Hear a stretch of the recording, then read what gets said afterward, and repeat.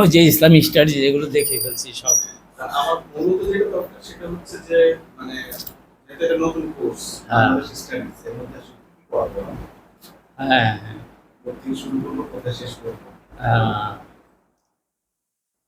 না এই কোর্স কি আগে কখনো কোনো বিষয়ে পড়েছো কোথাও? বাংলাদেশ স্টাডিজ আমাদের সাবজেক্ট ছিল। এটা কি অনার্সে বা মাস্টার্সে তোমাদের ছিল? ছিল ইয়ে কোর্স আর কি, এটা কি বলে যেন? 40 মার্কস পাস নাম্বার যোগ হয় ওইটা কি এখনো আছে? মানে ওই সিস্টেমটা এখনো ইউনিভার্সিটিতে আছে?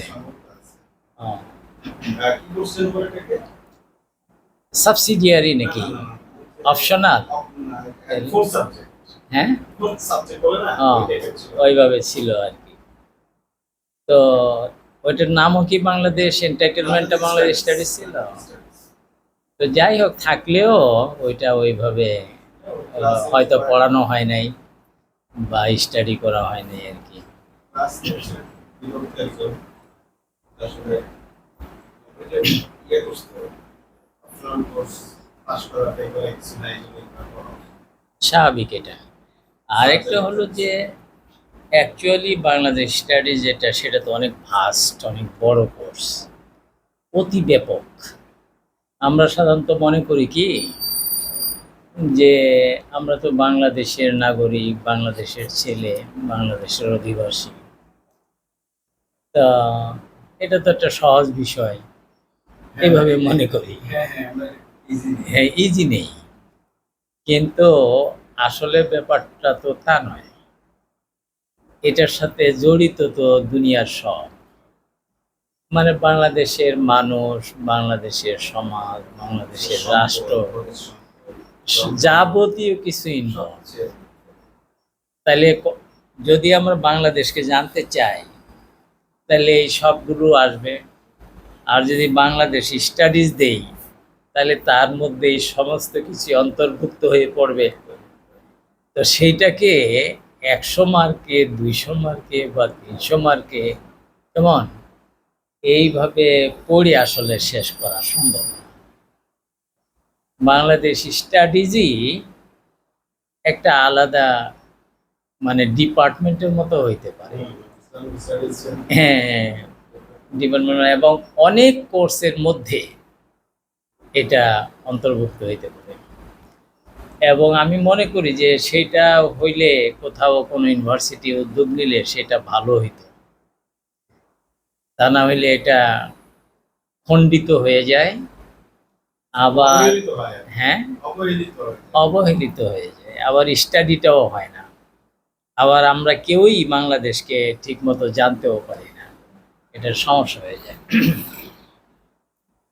একটা জিনিস বলি, যেমন বাংলাদেশ স্টাডিজ পড়তে গেলে তাহলে তো এটার যে আমাদের এই টেরিটরি বলে তাই না, এই জিওগ্রাফিক্যাল এরিয়া বলে, হ্যাঁ, বা এনভায়রনমেন্ট বলে, তাহলে বাংলাদেশের টোটাল এনভায়রনমেন্টটা কি সব মিলে, এটা ল্যান্ড বলো, টেরিটরি বলো, এটার আবহাওয়া বলো, এই সবগুলো এর মধ্যে গণ্য হয়ে পড়ে।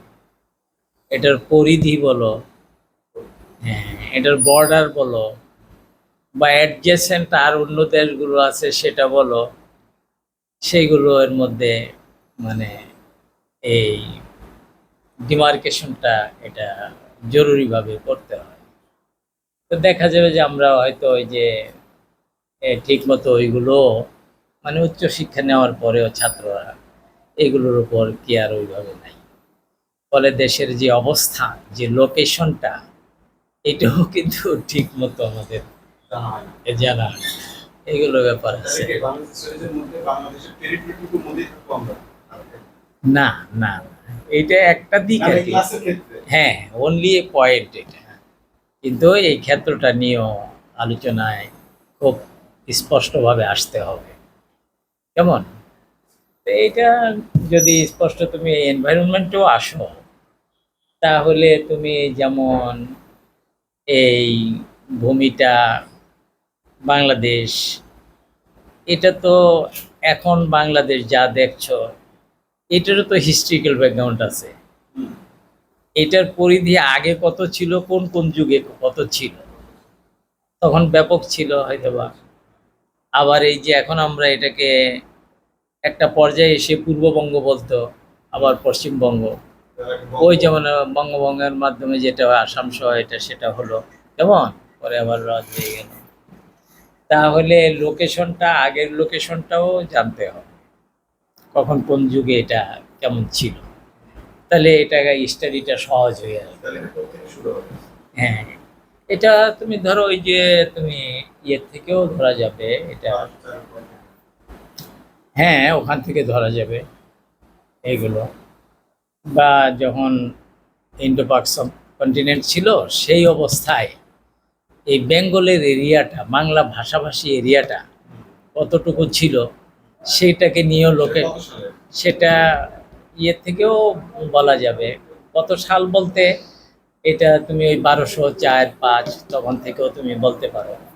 হ্যাঁ, তখন এটা মোটামুটি চিহ্নিত হয়েছে, এরকম আরও অনেক কিছু আছে।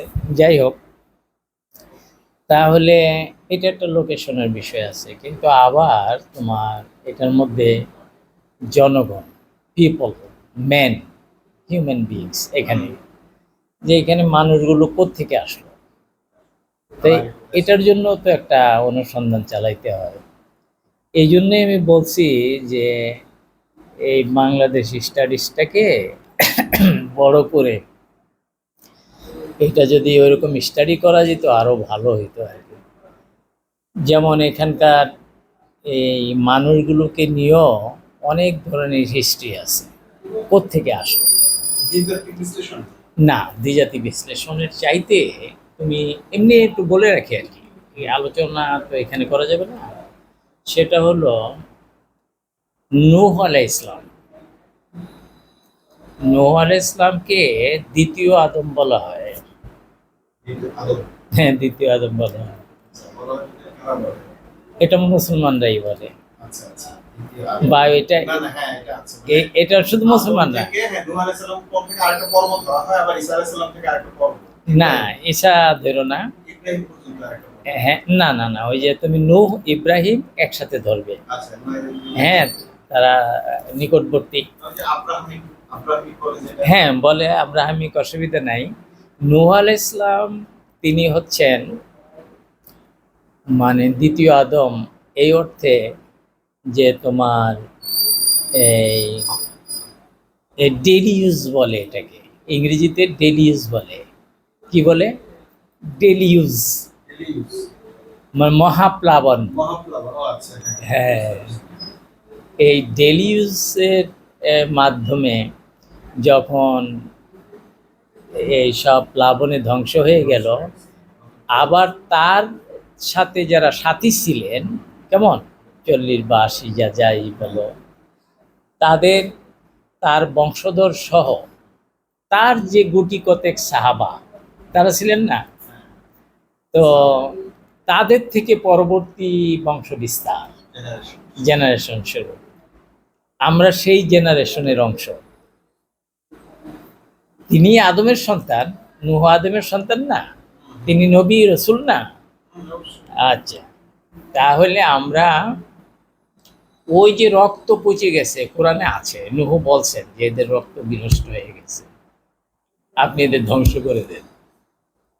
ফলে বাছাইকৃত যারা ইমানদার ছিলেন তাদের দিয়ে আবার কি হলো, নতুন প্রজন্মের একটা ব্যবস্থা গ্রহণ করা হইলো আর কি।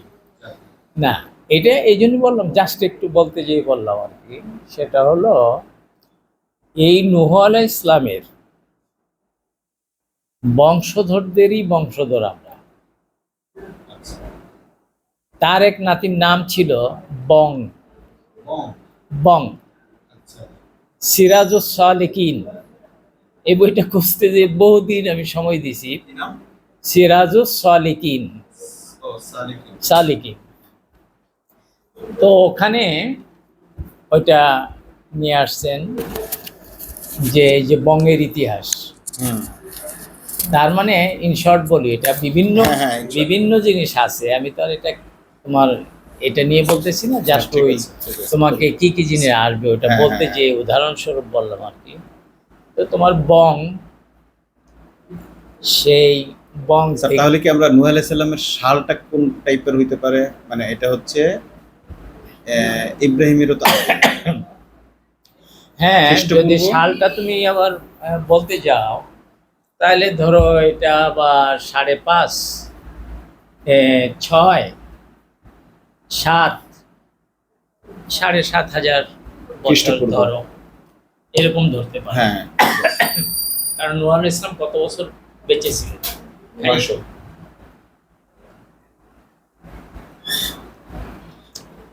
মানে 1000 বছর, 1000 সাড়ে বছর। হুম, তো এই জন্য নূহ আলাইহিস ইসলামের পরবর্তীতে নূহ এবং পরে ইব্রাহিম আলাইহিস সালাম। হুম। তো যে কারণে ওইভাবে বলা যাবে আর কি। ইব্রাহিম ঠিক আছে। আলাইহিস সালাম হুম, ধরো প্রায় 5,500 বছর হুম, হুম। বা এরকম। তো এই যে কাবার গোড়াপত্তন, আবার কোথা ইসমাইল আলাইহিস সালাম। এইগুলো, তাহলে তোমার যেটা বলছিলাম আর কি, আমরা যে এখানকার মানুষ, এটা এই জন্য বললাম, আমরা যে ওই ইন্দো ইউরোপিয়ান মূল ভাষার ইতিহাস যখন পড়তে যাই, হ্যাঁ তখন খ্রিস্টপূর্ব ঠিক 5000 বছর পূর্বে যাই। হ্যাঁ, ওইটা ধরেই তো বললাম। আমি সেই জন্যই বলতেছি। হ্যাঁ, তার মানে এটা কাছাকাছি আছে। আবার ধরেন আপনি মোহাম্মদ বিন কাসিমের ইতিহাসে গেলেন 750-এ, আমরা আবার বাংলার ইতিহাস পড়তে গেলে, সাহিত্যের ইতিহাস পড়তে গেলে 650-এ যাই, চর্যাপদ থেকে শুরু করি। হ্যাঁ ঠিক আছে। তো আর যাই হোক, যে কথাটা বলছি ইন ডিটেল বলবো না, সেটা হলো জাস্ট তোমার সিলেবাসটার দিকে নজর রাইট, রাইট। হ্যাঁ, ওইটার syllabus। দিকে নজর দিই। হুম। তার মানে আমি বলতে চাচ্ছি যে এখানকার জনগোষ্ঠী কারা, কারা?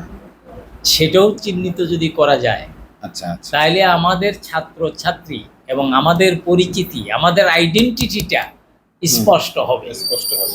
আইডেন্টিটি স্পষ্ট না হওয়া পর্যন্ত কেমন তুমি কোনো মতেই ভালো জাতি হইতে পারো না। তাহলে কি আমরা কি ওই বন থেকে আসছি এরকম কিছু? হ্যাঁ, এইটাই ওখানে তুলে ধরা হয়েছে।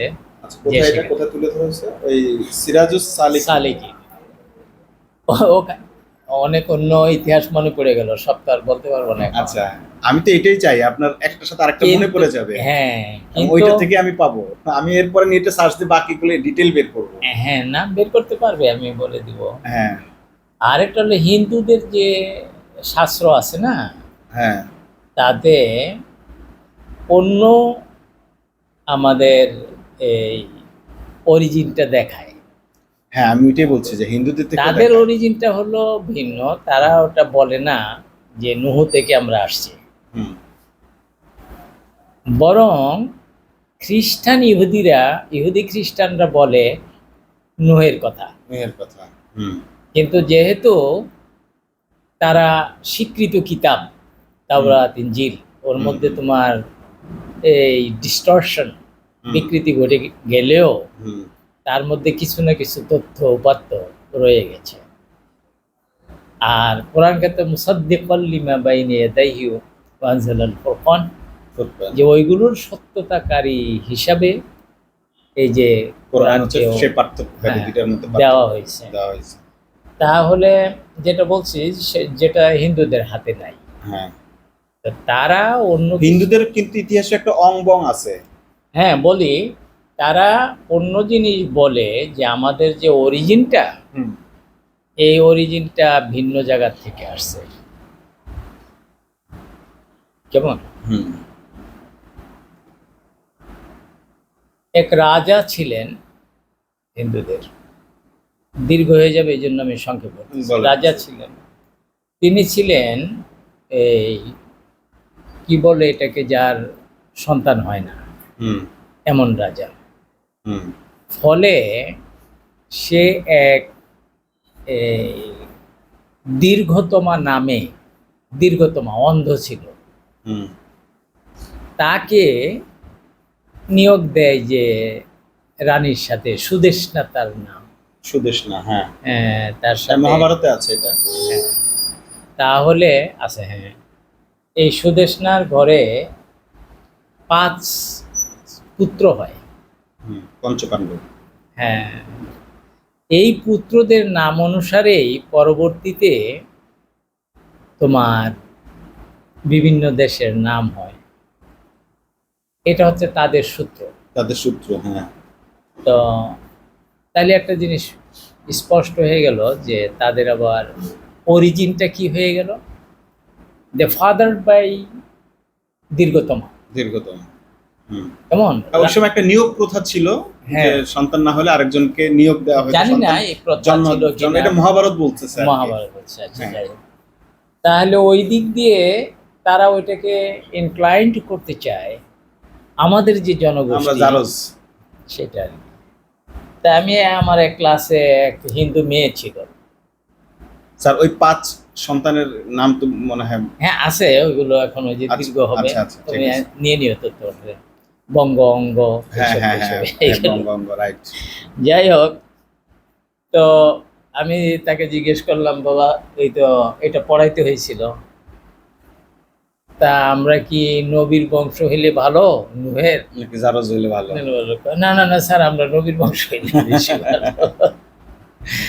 তাই বললাম তাই তো সবাই তোমার একমত, সব মেয়েরা ছিল ওখানে অনেক মেয়ে। যাই হোক, হুম। না আমি বলছি যে এই যে মানুষ এখানকার অরিজিন, আচ্ছা, এইগুলোর উপরও মানে ছাত্ররা যদি জানতে পারতো ভালো কিছুটা ভালো হতো আর কি। সংক্ষেপে হইলেও এগুলো আনা দরকার, আনা দরকার। কারণ এই জিনিসগুলো তো মৌলিক। আমি খুব ইন্টারেস্ট ফিল করতেছি এই হ্যাঁ, জায়গাটায়। এই মৌলিক Exactly. জিনিসগুলো মৌলিক খুবই। আমি চাই না যে আপনারা গদবাধা যেটা মানে আপনারা বলতে আমাদের ইউনিভার্সিটি গদবাধা যেটার মধ্যে আছে এটার চেয়ে একটু ভার্স হোক। না আমি কখনো গদবাদা বলি না, Nice. কারণ আমি কারণ তো আপনি আমাকে রেফার করলে আমি আমার একটা জায়গা পেলাম যে স্যার হ্যাঁ। কইছে। হ্যাঁ না, এটা পারপাস থাকতে হবে, আমাদের লক্ষ্য থাকতে Right. হবে, গোল থাকতে গোল হবে, থাকতে হবে। যে আমি পড়াইলেই হলো না, আমি হুম। পাণ্ডিত্য করলাম কিন্তু ওটার লক্ষ্য নাই, উদ্দেশ্য নাই, হুম। আমি পরীক্ষা বলে পাশের দেব, জন্য না। নাম্বার জন্য। টিচারকে এটা গাইড দিতে হবে, teacher is a good guide. Right.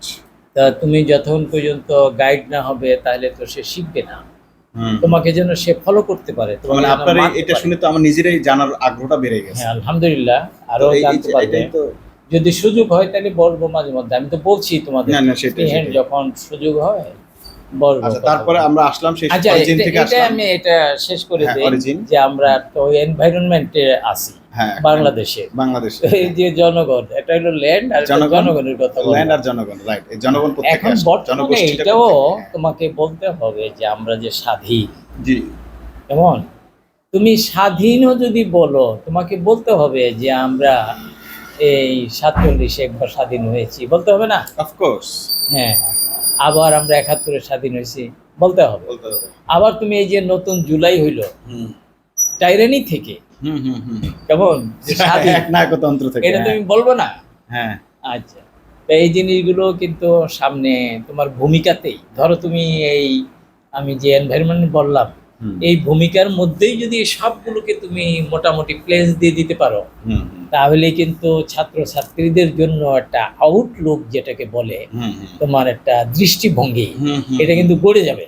যায়, ফলে কিন্তু সহজেই সে এই সাবজেক্টটাই ঢুকতে পারবে ঢুকতে পারবে, এবং exactly। সে এটা রুটলেস হইলো না, হ্যাঁ, সে উপলব্ধি- তার উপলব্ধি- অরিজিন সহ পেয়ে গেল। হ্যাঁ উপলব্ধি করতে পারবে। তো এটা একটা বিশাল ব্যাপার না? Of course.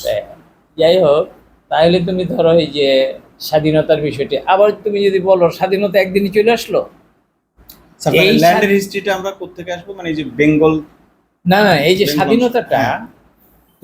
তোমাকে এক কথায় হলেও বলতে হবে, হুম, এখানকার স্বাধীনতাটা 47 সালে 1947-এ এটা সম্ভব হতে পেরেছিল only for the cause of the Muslim identity of the people of this area. এই দেশ জাতি দ্বিজাতি তত্ত্ব।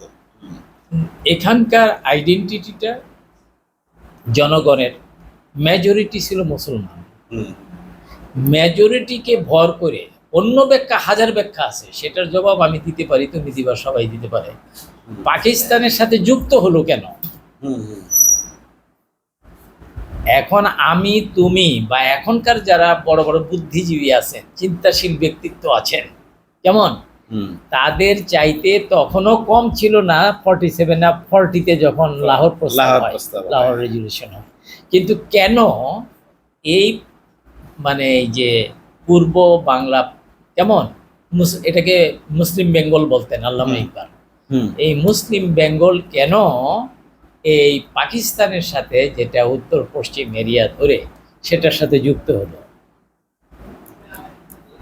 এটা 1930-তে ইকবাল বলছেন যে 30-তে মানে 1930-এ 1930-এ তিনি এটা এলাহাবাদ এলাহাবাদ, হ্যাঁ এলাহাবাদ হ্যাঁ এলাহাবাদের যে মুসলিম হয় কি বলে মুসলিম লীগের অল ইন্ডিয়া মুসলিম লীগের যে সম্মেলন হয় সেই সভায় তিনি সভাপতি ছিলেন। আচ্ছা, এবং সেখানে যে তিনি ভাষণ রাখেন তুমি তো অবাক হয়ে যাবা। সেই ভাষণটি এই শুধু ভাষণই নয়, সেটা মুসলিম পলিটিক্যাল থট অ্যান্ড ফিলোসফিতে পরিণত হয়। আচ্ছা আচ্ছা, আবার সেটার প্র্যাকটিকেবিলিটি রয়েছে, সেটার প্র্যাকটিকেবিলিটিটা ধরা দিল পাকিস্তান হিসাবে। আচ্ছা, লাহোর প্রস্তাব যেটা, সেটা 1930-তে যে প্রস্তাবটা ইকবাল আচ্ছা, এই রাখেন, ইতিহাসটা, হ্যাঁ আমি আমার হ্যাঁ, আমার আর্টিকেল লেখার সময় এই হ্যাঁ ইতিহাসটা আমি আল্লামা পড়েছি। ইকবাল রাখেন, সেটাই কিন্তু লাহোর প্রস্তাবে পাশ হইল। সেটাই আবার পাকিস্তান প্রস্তাব। 1930 থেকে 33, হ্যাঁ। 36, 36 আরেকটা হ্যাঁ, গুরুত্বপূর্ণ তখন সাল, এটা তারপরে ছিল। 40। কিন্তু 1937-এ তিনি আবার এই জিন্নাকে লেখেন, কায়দা আজম মোহাম্মদ আলী জিন্নাকে 1937-এ। 37-এ, হ্যাঁ, তখন তিনি এক চিঠিতে লেখেন হুম, কেন মুসলিম বেঙ্গল আলাদাভাবে স্বাধীন হবে না, স্বাধীন রাষ্ট্র হবে না। আচ্ছা, তার মানে স্বাধীনতার আকাঙ্ক্ষাটা ইকবালের মাধ্যমে। হ্যাঁ, 1937-এ এটা নিয়ে ঢাকা বিশ্ববিদ্যালয়ে একবার একটা আলোচনা হচ্ছিল এমপিল সব গবেষকদের মধ্যে। তা আমি এটা স্পষ্ট করে দিয়েছি। ডক্টর নাজমা চৌধুরী ছিলেন পলিটিক্যাল সায়েন্সের আমাদের চেয়ারম্যান। তো উনি বললেন যে তুমি এটা কোথায় পেয়েছো, আমি তো পাইনি। তা আমি চ্যালেঞ্জ করলাম, আমি বললাম যে 1937-এ তিনি যে চিঠি লিখেছেন সেখানে এটা আছে, দেখাতে পারবে? আমি বললাম, অবশ্যই দেখাতে পারবো, এই অ্যাভেলেবেল আমার কাছে আছেই, অসুবিধা কি। আচ্ছা, তো বিস্ময়কর ব্যাপার, তুমি যেটা বললা এটা আমার চিঠিটা উদ্ধার করা জানা গেছে। ছিল না, আছে আমার কাছে। তো যাই হোক, আমি যে কথাটা বলছি তোমাকে আর কি, সেটা হলো for the cause of the Muslim identity এবং মুসলমানদের স্বার্থ, মুসলমানদের রক্ষা এবং তাদেরকে প্রটেকশন করা এবং তাদের ডেভেলপমেন্ট, এইগুলোকে সামনে নিয়েই কিন্তু মুসলিম লীগ 1906 সালে তারা প্রতিষ্ঠিত হয় ঢাকায়। কেমন? 1906 সালে, সালে, তার মানে ওই 30-এর আগে। 1906 সালে মুসলিম লীগ প্রতিষ্ঠিত হয়। হ্যাঁ হ্যাঁ, বুঝতে পারছি। 30 তো আসলো এই জন্য যে মুসলিম লীগের সম্মেলন সেটা। মুসলিম, আচ্ছা আচ্ছা। 1906 সালের প্রতিষ্ঠিত মুসলিম লীগের 1930 সালে সেটা একটি মহাসম্মেলন। মহাসম্মেলন, সেই সম্মেলনের সভাপতি ছিলেন আল্লামা ইকবাল। আল্লামা ইকবাল, এক্স্যাক্টলি। তার ওই চিন্তাধারার মধ্যে, ভাষণের মধ্যে তিনি এগুলো উপস্থাপন করেন। না, আমি তোমাকে বোঝার জন্য বলছি যে মুসলিম আইডেন্টিটি যদি না থাকতো আলাদাভাবে, তাহলে 1947 সালে পাকিস্তানের সাথে যুক্ত হওয়ার কোনো প্রশ্নই ছিল কোনো না। সুযোগই ছিল না। হ্যাঁ, যদি বাঙালি এই চিন্তা হইতো, যেমন রবীন্দ্রনাথ ট্যাগর, তিনি আমার সোনার বাংলা আমি তোমায় ভালোবাসি, এটা 1905 সালে তার রচনা, বঙ্গভঙ্গকে রদ করার জন্য। কিন্তু আমি তোমায় ভালোবাসি এটা 1947-এ থাকলো না, কংগ্রেস এটাকে বিরোধিতা করলো। ফলে এটা কিন্তু বেঙ্গলের সাথে, এটা কে আবুল হাসিম সহ সোহরাওয়ার্দী সহ একে ফজলুল এদের একটা চিন্তা ছিল যে তাহলে ওই যেটা ওয়েস্ট বেঙ্গল এবং এই ইস্ট বেঙ্গল, এইটা সহ একটা এই বেঙ্গলি হয়ে যাক, আমরা আলাদা হই। কারণ তারা তো মিনিস্টারও ছিলেন, প্রাইম মিনিস্টার ছিল কিনা? ছিল, হ্যাঁ ছিলেন, মুখ্যমন্ত্রী ছিলেন। কিন্তু সেটা হইল না। কারণ হলো ওই যে একটি আইডেন্টিটি, হিন্দু, মানে তাহলে এটা কি ভারতের চক্রান্ত নয়? এটা কংগ্রেসের চক্রান্ত। তো কংগ্রেসই তো লিড দেয় ভারতকে, মেজরিটিকে। তো যে কারণে এটা আর কিন্তু হইতে পারলো না, এবং এতে বোঝা গেল যে বাঙালি ঐক্য নয়, আচ্ছা, বরং হিন্দু ঐক্য। যে কারণে তারা আলাদা চাইল না। কলকাতা সহ তো এটা এই একসাথে হতে পারতো, হ্যাঁ হইতে পারতো, কিন্তু এটা আর হইতে দেওয়া হলো না। তাহলে হিন্দু যে ইন্টারেস্ট, সেটাকে তারা বড় করে দেখলো সবসময়। 1905 সালে যেরকম আবার 1900 কত 47 সালেও 47 সেটা বড় করে প্রমাণ হয়ে গেল। হ্যাঁ। হ্যাঁ, ফলে হলো কি, আমি যে কথা বলতে চাচ্ছি আর কি, ইন শর্ট, সেটা হলো এই যে মুসলিম আইডেন্টিটির কারণে এই যে টু নেশন থিওরি তুমি যেটা বলছো, দ্বিজাতি তত্ত্ব, হুম। এটা আল্লামা ইকবালই ফিলোসফাই করেন, আচ্ছা। দর্শন দান করেন, হুম। আর এটাকে বাস্তবায়ন করেন জিন্না। জিন্নাহ। কিন্তু এই চিন্তাটা টু নেশন থিওরি আগেও ছিল, আওরঙ্গজেব আছে না, হুম হুম হুম। তার মধ্যেও ছিল। এবং মুসলমানরা তো মুসলমান, অন্যরা অন্য জাতি, হুম। কেমন, সেই হিসাবে এটা ছিল। যদিও তারা রাষ্ট্র পরিচালনা করেছেন, সবার কল্যাণে জাস্টিস করেছেন। যাই হোক, যে কথা বলছি আমি আসলে, তাহলে তুমি এই যে ব্যাকগ্রাউন্ড আমি যেটা বললাম, এটা যদি একটা পটভূমিকা হয় বা ব্যাকগ্রাউন্ড হয় বা একটা প্রথম চ্যাপ্টার হয়, তাহলে এই চ্যাপ্টারের মধ্যে সব ক্লিয়ার করে দেওয়া ভালো, কিন্তু অতি সংক্ষেপে কত সংখ্যক? দিয়ে পরবর্তীতে আলোচনায় যাওয়া যাবে। আচ্ছা, এটা একটা গেল। তাহলে এখানকার জনসংখ্যা এগুলোও দেখবা, পপুলেশনটা কি, হুম। কেমন, এই সমস্ত। তারপরে এমনিও এটা দেখতে হয় যে এনভায়রনমেন্ট, যেহেতু এখানকার কৃষি কি, বেশি। হ্যাঁ, এবার অর্থনীতি কি, এগুলো দেখতে হয়। এটা ব্যাকগ্রাউন্ডের মধ্যে বলছি আর কি। হুম। কিন্তু বাংলাদেশকে স্টাডি করতে হলে তোমাকে বাংলাদেশের মানুষ, বাংলাদেশের সমাজ, বাংলাদেশের কালচার, বাংলাদেশের রিলিজিয়ন, বাংলাদেশের রাষ্ট্র, বাংলাদেশের রাজনীতি, বাংলাদেশের movement for the development of liberation, independence and constitution, এই সবগুলো কিন্তু আনতে হবে। তাহলে অনেক জিনিস হয়ে গেল না? হুম। আবার বাংলাদেশের ইকোনমি, অর্থনীতি, তো এটার মধ্যে তুমি ধরো এগ্রিকালচার, বাংলাদেশের শিল্প দেখবে না? হুম। তা বাংলাদেশের ধরো এই যে তোমার ন্যাচারাল রিসোর্স কি কি, খনিজ সম্পদ। তুমি ন্যাচারাল রিসোর্স যত আছে, খনিজ সম্পদ সহ পানি সম্পদ ধরো, এগুলো সবই সম্পদ, এগুলো দেখবে না? এই জিনিসগুলো সামনে আনতে হবে। আবার হলো এখানে আমি কিন্তু অনেক জিনিস বলছি, এগুলো আলোচনা করলে কিন্তু অনেক বিস্তর জিনিস, হুম হুম। ওই যে মানুষ বললাম, সোসাইটি বললাম, কালচার বললাম, কেমন, পলিটিক্স বললাম, রাজনীতি বললাম, তারপরে ধরো অ্যাডমিনিস্ট্রেশন বললাম, তারপর মুভমেন্ট বললাম, হুম হুম। মুভমেন্ট বিভিন্ন ধরনের মুভমেন্ট হুম। হয়েছে না? হুম হুম। তো মুভমেন্টগুলো তো চার্ট করা যায়, কি কি মুভমেন্ট হলো, সেই মুভমেন্টগুলোর আবার এর মধ্যে লিডারশিপ, কারা কারা মুভমেন্ট leadership, লিডারশিপ। হ্যাঁ, কোন কোন সময়ে কোন কোন মুভমেন্টে কারা কারা, হ্যাঁ, লিডারশিপ দিলেন, কি রিফরমেশন হয়েছে, কি রিফরমেশনগুলো হলো, এই রিফরমেশনের সাথে কারা কারা জড়িত, কি পলিটিক্যাল তোমার এই যে মুভমেন্ট হয়েছে, সেই পলিটিক্যাল মুভমেন্টগুলো কি কি, কেমন, এইগুলো, সেটা ব্রিটিশ বিরোধী বলো আর যাই বলো, বা হাজি শরীয়তুল্লাহর এইগুলো বলো, যাই বলো, সবই এর মধ্যে এইগুলো আসবে। আরেকটা জিনিস কিন্তু আমি বলছি যে অ্যাডমিনিস্ট্রেশন, তাহলে অ্যাডমিনিস্ট্রেশনের তো বিশাল ব্যাপার। আবার তুমি ধরো এখানে রয়ে গেছে কনস্টিটিউশনাল ডেভেলপমেন্ট, তাহলে কনস্টিটিউশনালি কি ডেভেলপ করলো আমাদের এখানে, কখন, কনস্টিটিউশন আমরা না ঢুকবো না ভাবছি। হ্যাঁ, না এটা তো ঢুকবা, হ্যাঁ। আচ্ছা, না ঢুকলে কিন্তু তোমাকে এক জায়গায় বলতে হবে আচ্ছা, যে না, এখন স্যার প্রশ্নগুলো কি তাহলে মানে কি টাইপের প্রশ্ন হবে? না, প্রশ্নগুলো তুমি এই যে ব্রড প্রশ্নই করবে। যেমন? হ্যাঁ, যেমন ধরো যে কনস্টিটিউশন কি, কনস্টিটিউশন বলতে কী বলো, বাংলাদেশের 1972 সালের কনস্টিটিউশনের কেমন বৈশিষ্ট্য বলো, আচ্ছা। বা 1956 সালের ইসলামিক কনস্টিটিউশনের পাকিস্তানের বৈশিষ্ট্য বলো। কথার কথা আর কি, এর বলো।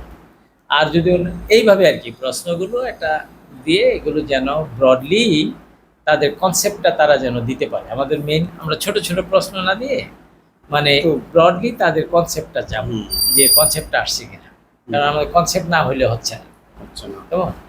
তা এই জিনিসগুলো আসতে পারে সব মিলে। তো আমার মনে হয় যে এগুলো যদি একটু ধরা যায় সবগুলো, মানে এই যে এখানে ধরেন এই যে 1857 সালের ভারতীয় স্বাধীনতা সংগ্রাম, বঙ্গভঙ্গ, আপনি যেটা বললেন 1906 সালে নিখিল ভারত মুসলিম লীগের প্রতিষ্ঠা, বঙ্গভঙ্গ রদের কারণ, মূল্যায়ন, লাহোর প্রস্তাব। হ্যাঁ, আমি একটু তোমাকে ধরিয়ে দেই, তাহলে হ্যাঁ। সুবিধা হবে। এই জন্য বলছি যে যে আমি যে সংক্ষেপে পরে বললাম, তুমি পলিটিক্স বলো, তুমি এবার আমার দিকে খেয়াল করো, হুম। তাহলে তুমি বুঝবা। বাংলাদেশের মানুষ, ধরো একটা পয়েন্ট, বাংলাদেশের সমাজ লক্ষ্য করো একটু, হ্যাঁ। বাংলাদেশের কালচার, বাংলাদেশের ধর্ম, বিভিন্ন ধর্ম আছে না, হুম। এই ধর্মগুলোর বিভিন্ন অনুষ্ঠান আছে না, ধর্মগুলোর বিশ্বাস আছে না, হুম। ধর্মগুলোর কাজ আছে না। আমি বলছি যে কোনো একটা পয়েন্ট সামনে আনলে ওটার বিশাল ফিল্ড খুলে যায়। হুম। হুম। সমাজ আনলে বিশাল ফিল্ড খুলবে না, হুম। খুলবে না। ওই সমাজের মধ্যে বিয়ে শাদী প্রথা আসবে না। হুম। আসবে। রিলিজিয়ন বললে বিশ্বাস আসবে না, হুম। রিলিজিয়নের ফান্ডামেন্টাল বিষয়গুলো আসবে না। সেটা হিন্দু হোক, মুসলমান হোক, বৌদ্ধ হোক, আসবে না। আসতে হবে। কিন্তু বাংলাদেশ স্টাডিজের মধ্যে সব আসবে। বাংলাদেশ স্টাডিজের মধ্যে সব আছে। ওই যে মুভমেন্ট বললাম না, হুম। হুম। তাইলে মুভমেন্ট হইলে তো সবই আসবে এখানে। ওই যে লিবারেশনের কথা বলছি কিন্তু আমি, হুম। বলেছেন। ইন্ডিপেন্ডেন্সের কথা বলছি কিন্তু আমি, হুম। হুম। হুম। কেমন মুভমেন্ট যোগ দিয়ে দিছি ওখানে। হুম। এখন তোমার কথা হলো এই, শোনো, আমরা বাংলাদেশ স্টাডিজটা প্রথমে এটা করি, সিলেবাস করি আমাদের মতো করে, তুমি এটা দেখো। আরেকটা হলো পরবর্তীতে ওই গভর্নমেন্ট সরকার আমাদেরকে একটা কোর্স চাপিয়ে দিল, history of the emergence of Bangladesh. আমরা বাংলাদেশ স্টাডিজের মধ্যেই হিস্ট্রি অফ এমার্জেন্সি একটা চ্যাপ্টার পড়াইতাম, করেছেন। কেমন, হুম। বা একটু ব্রড করে পড়াইতাম, সেটাও বাংলাদেশ স্টাডিজ। হুম। মানে বাংলাদেশ সংক্রান্ত যত বিষয়গুলো আসবে হুম। সেটা বাংলাদেশ স্টাডিজের মধ্যে গণ্য এবং অন্তর্ভুক্ত হুম। করেই পড়াইতে হবে। হুম। এখন তুমি টাইম দেখবা যে এতগুলো জিনিস 6 মাসে কোন কোনগুলো বেশি অগ্রাধিকার দেওয়া যায়, হুম। কোনগুলোর উপরে প্রাধান্য দিয়ে এগুলো পড়াইতে হবে। আবার একটার সাথে আরেকটা যুক্ত করে যেন বুঝে যায় সেটাও করতে হবে। তো এটা 3। আর কিছু আছে? তাইলে আমরা এখান থেকে বাংলাদেশের ভৌগোলিক পরিচয়, ভূপ্রাকৃতিক আমি কিন্তু বৈশিষ্ট্য, তোমাকে এনভায়রনমেন্ট বলছি, হ্যাঁ কথাটা বলেছেন, দিয়ে এটা কভার করে দিছি। হ্যাঁ এটা, তারপরে বাংলাদেশের প্রাকৃতিক খনিজ সম্পদের কথা বলেছেন, ন্যাচারাল সব রিসোর্স বলেছেন। হ্যাঁ।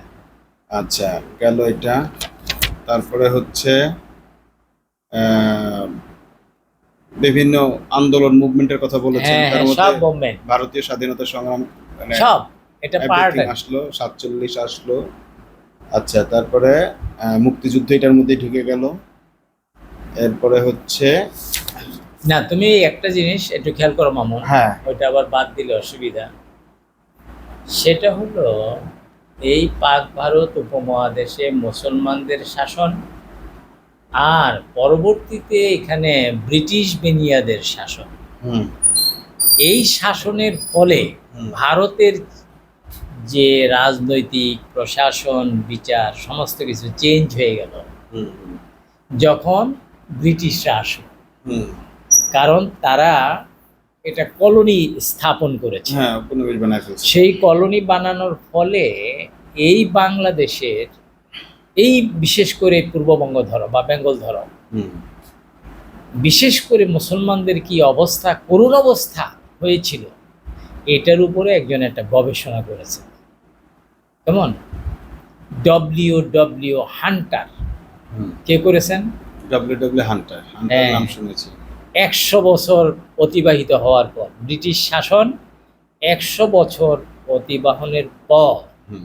তিনি কিন্তু আইসিএস বড় মানে কর্মকর্তা ছিলেন। কর্মকর্তা, হুম। তার দিয়ে ব্রিটিশ সরকার এটা করান এবং তিনি করেন এই গবেষণাটা। এই গবেষণাটা এখনো তুমি পাবা। কিন্তু তার গবেষণাটা কি ছিল আবার বলেন তো? হ্যাঁ, মানে হান্টারের গবেষণাটা কি ছিল? হ্যাঁ, ইন্ডিয়ান মুসলমানস। আচ্ছা। কেমন? আচ্ছা, এই হান্টারে কি এই হান্টার দেখিয়েছেন হুম। 100 বছরের মধ্যে মুসলমানদের অর্থনৈতিক কোনো অস্তিত্ব থাকলো না, চাকরি বাকরিতে তাদের জায়গা থাকলো না, হুম, এমনকি জমিদারিত্বও তাদের টিকে থাকা সম্ভব হলো না। হলো না। এগুলো দেখিয়েছে। হ্যাঁ, এবং যেই মুসলমানরা বিশেষ করে বেঙ্গলের একসময় ধনাঢ্য ছিলেন, প্রাচুর্য ছিল তাদের, এমন অর্থনৈতিক কোনো অভাব ছিল না, হুম, তারাই একেবারে দরিদ্র হয়ে গেল। দরিদ্র হয়ে গেল। হ্যাঁ, এবং তাদের খাবার দাবারের ব্যবস্থা থাকে 100 বছরের মাথায় তারা একেবারেই প্রান্তে যেয়ে পৌঁছলেন, মানে দারিদ্র শেষ। তাহলে এই যে বিষয়টা, ওই জিনিসগুলো তুমি যদি এই বাংলাদেশ স্টাডিজের মধ্যে গণ্য না করো, হুম। তাহলে তো বাংলাদেশ এই 100 বছর কোন 100 বছর? 1757 থেকে 1857। 1857, 100 বছরের মধ্যে এটা যা হয়ে গেল এই বিষয়ে। তাহলে হান্টারের বইটা বাংলাদেশ- বাংলায় পাওয়া যাবে? হ্যাঁ বাংলায় তো পাওয়া যাবে বইটা। হ্যাঁ, বাংলায় পাওয়া যাবে, এটা আছে। আরেকটা জিনিস শোনো, সেটা হলো এই যে তুমি যদি বাংলাদেশ স্টাডি পড়াইতে চাও, আরেকটি বিষয়ের উপর গুরুত্ব দিতে হবে, historical development of education system in Bangladesh. এই historical development of education system in Bangladesh, এটা পড়াইতে গিয়ে অবশ্যই তুমি ভারতে শিক্ষা ব্যবস্থা কেমন ছিল, পাকিস্তানে কেমন ছিল, হুম, বাংলাদেশ কেমন, হুম। এটা তোমার বলতে হবে। সেটা এখন পাবো কোথায়? আমরা তো পাবে। 1801 থেকে শুরু করি, ফোর্ট পাবে, আমার উইলিয়াম কাছে থেকে। আছে, অ্যাভেলেবেল বই আছে, পাবা তুমি, ইংরেজিতে পড়তে হবে। আচ্ছা, আবার historical development of economy or economic system in Bangladesh, এটা করতে যেও তোমাকে আবার কি করতে হবে, আবার ওই তোমাকে ব্রিটিশ পিরিয়ডে কি ছিল কেমন, হুম, কমপক্ষে আর কি, হুম, আবার পাকিস্তান পিরিয়ডে কি হলো, আর এখন কি চলছে, এই ডেভেলপমেন্টের মধ্যে তুমি কৃষি সহ ইকোনমি সহ, আবার industrial development, historical development of industry in Bangladesh, এটাও তোমাকে এর মধ্যে গণ্য করতে হবে। তাহলে আমি যে বলছি তোমাকে অনেক ব্যাপক বিষয়গুলো, এটা তুমি মনে টের পাচ্ছ। হুম, হুম, হুম।